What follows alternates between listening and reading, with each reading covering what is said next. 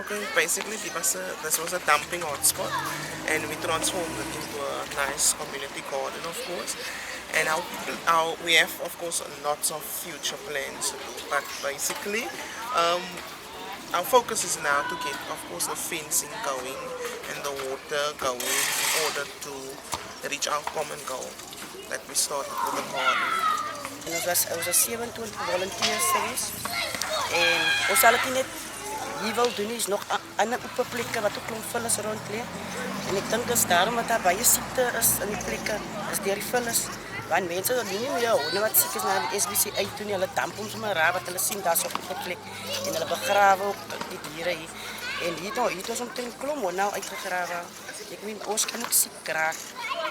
En die vrou hier, sy het gesê sy is nogal bly vir die want haar kleinkinders en hulle was baie siek die afgelope tyd wat die vullis so staan.